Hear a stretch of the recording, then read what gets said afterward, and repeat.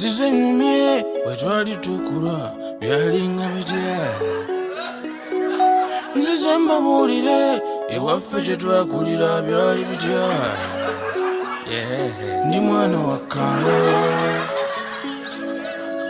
Amannya nze Kyabi Mutebi, ndi musajja mukobe wa giteene ya solo ne besi. Banne mwebale nnyo kutugoberera ku mukutu gwaffe ogwa EM Management mu kanyomero kyenzijukira. Kyenzijukira nga ntandika okwegomba oyiga giteeno, natandikira mu kyakubiri mu P2. Waliwo omusajja yaleetanga emizannyo ku ssomero eggomba eyo mu kyalo ewaffe eyo. Amannya yaani oba amannya sigajjukira, ndi kyenzijukira ye yaneegombesa oyiga giteeno. Naye nga waliwo eri babaaba bataata baabikubanga besaasobola kusanga nga babikuba.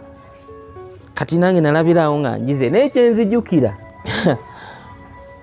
nze okuyiga giteeno bannange nalya ffene, naye ng'ekindiisa ffene okusobola okuyiga giteeno ng'ewaka tebasobola kunzikiriza kubajja giteeno, ate nga sisobola genda nantamuza awaka ez'amaama mu nsiko nfumbireyo emmere ndye ensiibe eyo nti ndidde emmere nga bwe mbajja endongo nga nina kulyawo ffene kuba ye yabeerangayo n'emiyembe. Kati ate nga mukuba na kubitibwe puune akutukamu bw'ati kuba nali saagala kuddugaza zijambiya zange zendiisa zembajjisa gita gye njagala okuba nayo. Kale okuyiga giteeno nalaba ebizibu. Maama yankala katemba okwo kati ekisibya mu nsiko. Kati bwe nabajja gita nemala ogitereeza nendaba ng'eteredde naye nga ndi muto bwe nti nenfuna bannange ng'olwo nze njizeemu. Naye ng'omusajja oli namutya okunjigiriza nze nenkozesa obwongo obuzaale, era bane talenti kintu kikulu. Nakozesa obwongo obuzaale nenjiga gita nenkola gurupu. Otuuka mu kyokulanga nina gurupu mu kyalo eyo Gomba mu kyalo. Olwo waliwo obuzindalo buno bwakoleranga ku FM obwo obutono obwo. Kati nga mbu wayalinga ku ndongo eyo ne bukolera ku FM ka radio buledia nintwala radio ya maama biki ninkola gurupu. Kati ndongo bwentyo bwendina kati njikuba nesijevuma. Era obutenyoma kintu kikulu. Buli kintu kyolaba nti okyagala osobola okikola n'otuuka w'okyagala. Nekyenzijukira ekirala olutalo olwaliwo ku shows ze twakolanga nga tugenzemu ng'olwo njize tukoze bandi bagiyita solid band.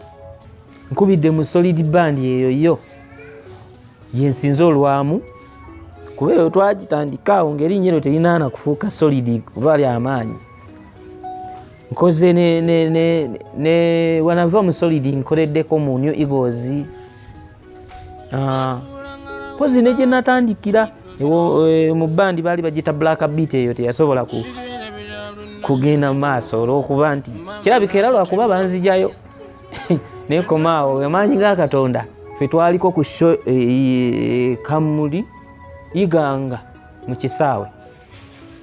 Kati Chameleone nga baali bagenda yimba Chameleone ne Bobi Wine. Kati Chameleone ebiseera bye ebyolunkulu nga bwe byalinga bibeerawo ennyo agaana okujja. Bobi Wine musajja atwajja tutandise okuba Chameleone batuuka boogera nti tagenda kujja. Abantu beekyanga nalaba olutalo naye eno gita yennyini eno gyolaba kyenzijukira mu kanyomero kaffe kano kyenzijukira. Nalwanagana nnyo okujjayo effect yange ne giteeno ngera lwe lutalo luli olwasooka nga nzibajja ninfuna n'abasirikale babiri nze ani asasula abakuuma ddembe nzigiyo gita ku stage ne effect. Ndi mwana wa kaalo bakutuma ku dduuka ng'ogenda obiyimba n'otuuka obyerabidde. Ndi mwana wa kaalo otya amazzo n'ababigere nga bakebera omugongo